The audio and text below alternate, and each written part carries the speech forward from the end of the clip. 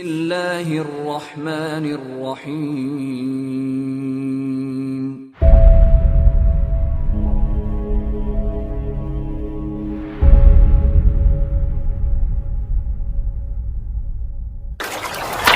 بسم اللہ الرحمن الرحیم.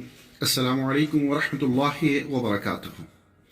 عربی زبان کی کچھ اصطلاحات جو ہر ایک طالب علم کے لیے لازمی اور ضروری ہے کہ وہ ان اصطلاحات کو سمجھے اور یاد رکھے، تاکہ جب بھی ان اصطلاحات کا دوران درس ذکر کیا جائے ان اصطلاحات کا، وہ سمجھ لے کہ اس سے مراد کیا ہے. تو آیا بغیر کسی تمہید کے، بغیر کسی تفصیل کے ان اصطلاحات کو بالکل مختصر اور واضح انداز میں آپ کے سامنے پڑھا جائے گا اور آپ لوگ اس کو سمجھنے کی کوشش کریں. سب سے پہلے آپ دیکھیے حرکت کہتے ہیں کس کو؟ جیسے زبر، زیر اور پیش، ان میں سے ہر ایک کو حرکت کہتے ہیں. یعنی کہ زبر ہو، زیر ہو یا پیش ہو، ان تینوں کو حرکت کہتے ہیں، اور اکٹھا تینوں کو حرکات ثلاثہ کہتے ہیں. متحرک کس لفظ کو کہتے ہیں یا کس چیز کا نام ہے؟ یہ متحرک کون سی اصطلاح ہے؟ حرکت والے حرف کو متحرک کہتے ہیں. یعنی کہ جس حرف پہ کوئی ان تینوں میں سے کوئی حرکت ہو تو ایسے حرف کو متحرک حرف کہتے ہیں. سکون جزم کو کہتے ہیں. جو آپ کی اسکرین پہ موجود ایک چھوٹا سا دائرہ بنا ہوا ہے، اس کو جزم کہتے ہیں. فتح یا نصب، زبر کو فتح کہتے ہیں، زبر کو فتح یا نصب کہتے ہیں. اسی طرح کسرہ یا جر، زیر کو کسرہ یا جر کہتے ہیں.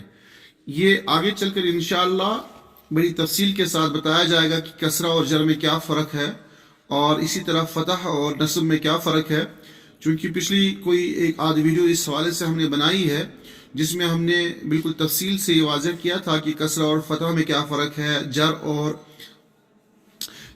فتح اور نصب میں کیا فرق ہے، کسرہ اور جر میں کیا فرق ہے، ضمہ اور رفع میں کیا فرق ہے. یہ ہم نے کسی ایک ویڈیو میں اس کی تفصیل بیان کی تھی، تو آپ ان ویڈیو کو دیکھیں. آپ ضمہ یا رفع پیش کو کہتے ہیں.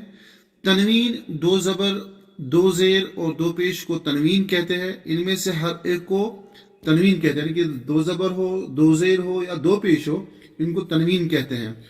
نون التنوین، دو زبر، دو زیر یا دو پیش کے تلفظ میں جو نون کی آواز پیدا ہوتی ہے اس سے نون تنوین کہتے ہیں. جیسے ان، الف دو زبر ان. اب دیکھیں اس میں نون والی آواز واضح ہو جاتی ہے، ظاہر ہو جاتی ہے. اس طرح ان، اس میں بھی نون کی آواز آ رہی ہے. اون، اس میں بھی نون کی آواز واضح ہو رہی ہے، تو اس کو نون التنوین کہتے ہیں. مفتوح، وہ حرف جس پر زبر ہو، جیسے کتف میں کاف مفتوح ہے. مکسور، وہ حرف جس کے نیچے زیر ہو، جیسے کتف میں تا مکسور ہے.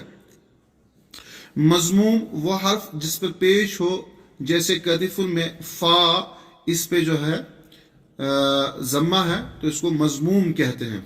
مزید آپ آگے دیکھیں. اس طرح ساکن کو دیکھیں آپ. ساکن یا مجزوم، وہ حرف جس پر جزم ہو، جیسے وردن میں اورا ساکن ہے. مشدد، وہ حرف جس پر تشدید ہو، جیسے محمد میں دوسرا میم، یعنی کہ میم ہا اور اس کے بعد جو میم ہے وہ مشدد ہے، اس پہ تشدید لگی ہوئی ہے، اس کو مشدد کہتے ہیں. تعریف، کسی اسم نکرہ، اسم عام کو معرفہ، اسم خاص بنانا یا کسی اسم کا معرفہ ہونا. یعنی کہ تعریف کسی اسم نکرہ یعنی کہ اسم عام کو معرفہ یعنی کہ اسم خاص بنانا یا کسی اسم کا معرفہ ہونا. تنکیر، کسی اسم کو نکرہ بنانا یا کسی اسم کا نکرہ ہونا. لام التعریف، الف لام جو کسی اسم پر لگایا جاتا ہے، جیسے الکتاب میں الف لام التعریف کہلائے گا. معرف باللام، وہ اسم جس پر لام تعریف داخل ہو، جیسے الکتاب. وحدت، کسی لفظ کا ایسی حالت میں ہونا جس سے ایک چیز سمجھی جائے، اس وقت اس اسم کو واحد یا مفرد کہیں گے، جیسے رجل، ایک مرد. تثنیہ یا مثنی، کسی اسم کا ایسی حالت میں ہونا جس سے دو چیزیں سمجھی جائیں، جیسے رجلان، دو مرد. اس صورت میں اسم کو مسنہ یا تسنیہ کہتے ہیں. جمع کسی لفظ کا ایسے حالت میں ہونا جس سے دو سے زیادہ چیزیں سمجھی جائیں، جیسے رجال، دو سے زیادہ مرد. اصل میں رجال یہ جمع ہے، کس کی جمع ہے؟ رجل کی.